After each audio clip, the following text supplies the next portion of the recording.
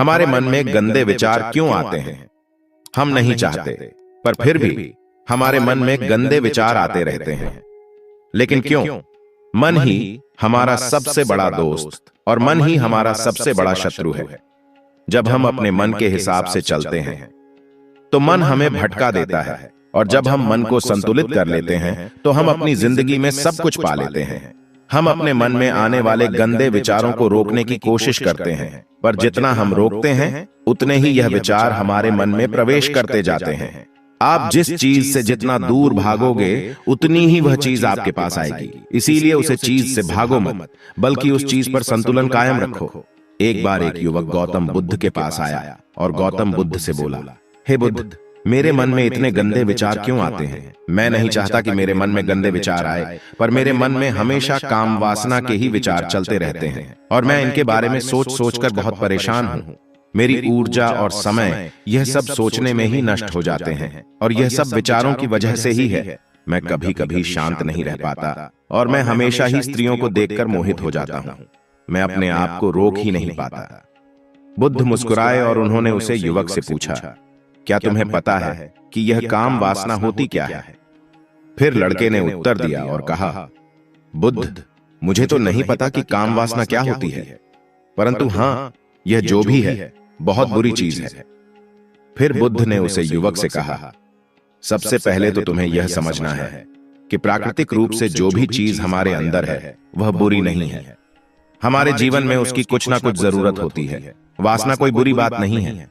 यह हमारे मन की एक भावना है जो हमें किसी न किसी चीज की कमी का एहसास करवाती है, और फिर हम उस चीज को पाने के लिए उस चीज की ओर आकर्षित हो जाते हैं। जैसे कि अगर तुम्हारे पास धन की कमी है तो तुम में धन पाने की वासना उत्पन्न हो जाएगी। इसका मतलब यह नहीं कि वासना बुरी है, बल्कि यह तो हमारे मन के एक प्रकार की जरूरत का एहसास दिलाती है, और जब यह शारीरिक हो तो हम इसे काम वासना कह देते हैं। युवक ने गौतम बुद्ध से कहा, बुद्ध, मुझे काम वासना का मतलब तो समझ में आ गया, पर आप मुझे यह बताइए कि यह आती कहां से है और कैसे आती है? गौतम बुद्ध ने कहा, काम वासना कहीं से आती नहीं है, यह तो हमारे अंदर ही होती है, और इसका होना तो जरूरी भी है, तभी तो मानव जाति का विस्तार होगा। युवक ने कहा कि जब यह हमारे अंदर ही है और जरूरी भी है, तो फिर लोग इसे गलत क्यों बताते हैं? बुद्ध ने कहा, यही समस्या है। लोगों ने काम वासना को गलत तरीके से सोच लिया है। इसे छुपाने की और दबाने की कोशिश करते हैं। काम वासना गलत नहीं है, बल्कि काम वासना का गलत तरीके से प्रयोग करना गलत बात है। लोग जिसे पसंद करते हैं उसी के लिए जीने लग जाते हैं और उसके बारे में हमेशा सोचते रहते हैं, पर यह सब गलत है। बुद्ध ने युवक से कहा कि क्या तुम्हें पता है कि जानवरों में भी काम वासना होती है? युवक ने उत्तर दिया, हां बुद्ध, जानवरों में भी काम वासना होती है, क्योंकि जानवर भी तो आखिर अपनी पीढ़ी को आगे बढ़ाना चाहेंगे। बुद्ध ने कहा, तो फिर हम जानवरों की काम वासना को क्यों गलत नहीं कहते? युवक ने कहा, मुझे नहीं पता, महात्मा आप ही मुझे बताइए। गौतम बुद्ध ने कहा, जानवर अपनी काम वासना का प्रयोग आनंद प्राप्ति के लिए नहीं करते, वह तो सिर्फ संतान उत्पन्न करने के लिए काम वासना का उपयोग करते हैं। जानवरों को प्रकृति ने इतनी समझ नहीं दी कि वह काम वासना को अपने सुख का आधार बना सके, जबकि मनुष्य अपनी समझ के बलबूते पर प्रकृति में पाए जाने वाली प्रत्येक वस्तु को अपने सुख के लिए उपयोग करता है। हम इंसानों ने ही काम वासना को अपने सुख का साधन बना लिया है, जबकि प्रकृति ने तो हमें अपने वंश को आगे बढ़ाने के लिए दिया था, लेकिन इंसानों ने इसे अपने जीवन का परम लक्ष्य बना लिया है, और इस तरह से काम वासना का बेलगाम हो जाना गलत है। युवक ने बुद्ध से पूछा, महात्मा जी, यह काम वासना हम पर हावी क्यों होती है? क्यों यह बेलगाम हो जाती है? तब गौतम बुद्ध ने कहा, सुनो, अब मैं जो तुम्हें बताऊंगा उसे ध्यान पूर्वक सुनना। काम वासना का सारा खेल तुम्हें समझ में आ जाएगा। तुम्हें तुम्हारे सारे सवालों के जवाब मिल जाएंगे, बस तुम्हें ध्यान से सुनकर समझना है। फिर गौतम बुद्ध युवक को बताना शुरू करते हैं। एक बार की बात है, एक आश्रम में उनके गुरु और शिष्य रहते थे। शिष्य रोजाना आश्रम के बाहर स्थित गांव में भिक्षा लेने के लिए जाता था। शिष्य जो गांव में भिक्षा लेने जाता था, उसके रास्ते में एक नदी पड़ती थी, जिससे वह रोज भिक्षा लेने जाता था। एक दिन उसने देखा कि एक लड़का एक पेड़ के पीछे छुपा है। उसने लड़के के पास जाकर पूछा कि भाई, तुम इस पेड़ के पीछे छुपकर क्या देख रहे हो? तब लड़के ने कहा, अरे तुझे नहीं दिख रहा है क्या कि मैं क्या देख रहा हूं? तब शिष्य ने नदी की तरफ देखा तो वहां पर कुछ लड़कियां पानी भर रही थीं। लड़कियां 15-16 साल की होगी। तब शिष्य ने लड़के से कहा, अरे भाई, वहां पर तो लड़कियां पानी भर रही हैं, इसमें छिपकर देखने वाली क्या बात है? तब वह लड़का शिष्य की तरफ देखकर उसे कहता है, अरे पागल, तुम्हें दिखाई नहीं दे रहा है क्या कि वह परियां कैसे नदी से पानी निकल रही हैं? जरा उनकी अदाओं को देखो, उनके कोमल शरीर को देखो, उनकी पतली कमर मटके को उठाते समय कैसे बल खाती है, और उनके बाल उनकी कमर पर कैसे लहरा रहे हैं, मानो की सुंदरता बिखरी पड़ी हो। शिष्य ने फिर नदी की तरफ देखा। इस बार वह देखता ही चला गया। अभी तक तो उसे कुछ भी नजर नहीं आ रहा था और वह बिल्कुल निर्भय था।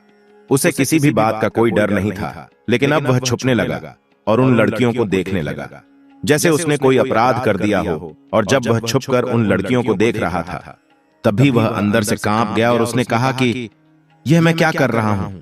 मैं जो भी कर रहा हूं वह सही नहीं है।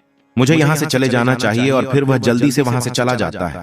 फिर वह आश्रम पहुंच जाता है। आश्रम जाकर वह अपने कार्यों में लग गया। लेकिन जो अभी वह देखकर आया था वही उसके सामने बार बार आ रहा था। उसके मन में वही दृश्य चल रहा था। उसका मन वही सब कुछ देखने के लिए ललचा रहा था। उसका किसी भी काम में मन नहीं लग रहा था। सुबह होते ही वह रोज की तरह भिक्षा के लिए आश्रम से जल्दी निकल जाता और नदी के पास वाले पेड़ के पास जाता, जहां वह लड़का पहले से मौजूद रहता था। उसके साथ मिलकर लड़कियों को छुपकर देखा करता था। अब वह रोज ऐसा करने लगा। उसका मन अब किसी भी काम में नहीं लगता था। वह हमेशा किसी न किसी प्रकार के विचारों में उलझा रहता था। वह आश्रम के कार्य को भी ठीक ढंग से नहीं कर पा रहा था। न वह ठीक से सो पाता था और ना ही वह ठीक से खा पाता था। उसका मन बेचैन सा रहता था। उसका मन बार बार उन लड़कियों के सौंदर्य को देखने के लिए ललचाया करता था। जब गुरु शिक्षा देते थे तब भी उसका मन कहीं और विचारों में खोया रहता था। गुरु ने अपने शिष्य की इन हरकतों को देखा। तब एक दिन गुरु ने शिष्य को अपने पास बुलाया और कहा कि आज से मैं भी तुम्हारे साथ भिक्षा मांगने के लिए चलूंगा। तभी शिष्य गुरु को मना करते हुए बोला, नहीं नहीं गुरुदेव, आप परेशान क्यों हो रहे हो? मैं अकेले ही ठीक से भिक्षा मांग सकता हूं। गुरु ने शिष्य से कहा, ठीक है, तुम अकेले ही भिक्षा मांगने चले जाना। ऐसा कहने के बाद शिष्य भिक्षा मांगने के लिए निकल गया। शिष्य के जाने के बाद गुरु भी आश्रम से निकल गए और शिष्य का पीछा करने लगे कि वह कहां जाता है, किससे मिलता है। यह सब देखने के लिए उसके पीछे पीछे चलने लगे। थोड़ी दूर जाने के बाद गुरु ने देखा कि उनका शिष्य एक लड़के के साथ पेड़ के पीछे अपराधी की तरह छुपा हुआ है और छिपकर कुछ देख रहा है। गुरु भी अपने शिष्य के पीछे जाकर खड़े हो गए, यह देखने के लिए कि आखिर उनका शिष्य क्या देख रहा है जिसके लिए वह पेड़ के पीछे अपराधियों की तरह छुपा पड़ा है। गुरु ने देखा कि उनका शिष्य पेड़ के पीछे छुपकर लड़कियों को देख रहा है जो नदी से पानी भर रही है। तभी गुरु ने शिष्य से कहा, क्या तुम लड़कियों से भिक्षा लोगे? गुरु की आवाज सुनकर शिष्य का मन घबरा गया और उसके पसीने छूटने लगे। वह थर थर कांप रहा था, जैसे किसी चोर को चोरी करते समय रंगे हाथों पकड़ लिया हो। उसकी हालत खराब हो गई। वह कुछ भी नहीं बोल पा रहा था। वह लड़का जो शिष्य के साथ था वहां से भाग गया, जिससे शिष्य और भी घबरा गया था। उसके मुंह से कुछ टूटे फूटे शब्द ही निकल रहे थे। वह अपने गुरु से नजर मिलाने का साहस नहीं कर पा रहा था। गुरु ने शिष्य की ओर देखा और कहा, मेरा शिष्य तो निर्भय है, उसे तो किसी भी चीज का डर नहीं है, लेकिन यह क्या तुम तो डर के मारे कांप रहे हो? शिष्य ने गुरु से कहा, मुझे माफ कर दो, इसमें मेरा कोई दोष नहीं है। उस लड़के ने मुझे बहका दिया था, लेकिन मैं आपसे वादा करता हूं कि आज के बाद मैं कभी दोबारा ऐसा नहीं करूंगा। मुझे माफ कर दो। गुरुदेव ने कहा कि कोई बात नहीं, पर इस बात का तुम ध्यान रखो कि हम जैसी संगति करते हैं वैसा ही फल हमें प्राप्त होता है। हम जैसी संगति करते हैं उनके विचार हमारे अंदर प्रवेश करते हैं। इसीलिए अच्छी संगति करो ताकि तुम्हारे अंदर अच्छे विचार प्रवेश करें। फिर गुरु और शिष्य आश्रम लौट आए और फिर से आश्रम के कार्यों पर ध्यान देने लगे। उस शिष्य ने उस रास्ते को छोड़ दिया और दूसरे रास्ते से जाने लगा। वह अपने काम को ध्यान से करता था, लेकिन धीरे धीरे उसके अंदर क्रोध उत्पन्न हो गया और फिर वह दूसरे शिष्यों पर क्रोध करने लगा और बेचैन हो गया। अब वह सही समय पर भोजन भी नहीं करता था। वह भोजन भी बहुत कम खाता था। एक रात गुरु शिष्य के पास आए और उससे बोले कि तुमने मुझसे वादा किया था कि तुम अपने मन को नियंत्रण में रखोगे। अब तक तुमने कितनी बार अपना वादा तोड़ दिया है। यह सुनकर शिष्य अपने गुरु के चरणों में गिर गया और रोने लगा। रोते रोते ही उसने गुरु से कहा, गुरुदेव, मैं कई बार अपना वादा तोड़ चुका हूं, फिर वादा कर लेता हूं और फिर हर बार मैं अपना वादा तोड़ देता हूं। मेरा मन मेरे नियंत्रण में है ही नहीं। मैं बहुत कोशिश करता हूं कि मैं अपने मन से सारे बुरे विचारों को निकाल दूं, लेकिन मैं चाहकर भी ऐसा नहीं कर पा रहा हूं। फिर गुरु ने शिष्य से कहा, चलो मेरे साथ। गुरु शिष्य को आश्रम के बगीचे में लेकर गए और शिष्य से कहा, देखो, यहां पर कुछ नालियां बनी हुई हैं, जिससे नदी का पानी इन पौधों तक आ रहा है और यह पानी निरंतर भाव से बह रहा है। क्या तुम इस पानी के बहाव को रोक सकते हो? तब शिष्य ने कहा, हां गुरुदेव, मैं इस बहाव को रोक सकता हूं। फिर शिष्य ने मिट्टी उठाकर उस नाली के छोर पर डाल दी। वह थोड़ी देर के लिए रुक गया और फिर थोड़ी देर बाद उसे रेत के ऊपर से पानी आ गया।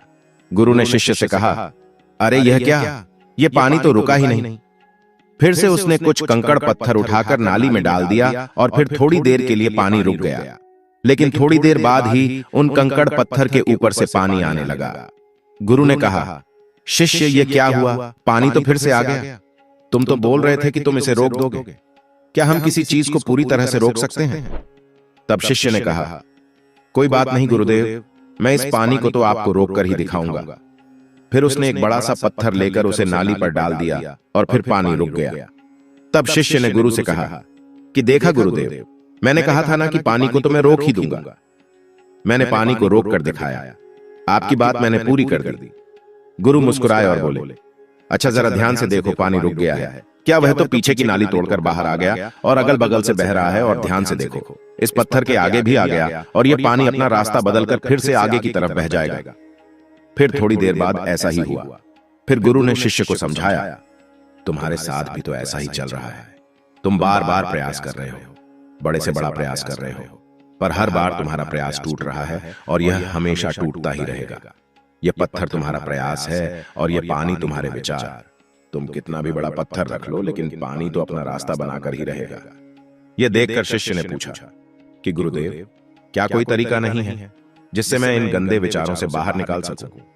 गुरु ने कहा, एक तरीका है। यह पानी जिस नदी से आ रहा है, तुम वहां से इस नाली का रास्ता ही बदल सकते हो।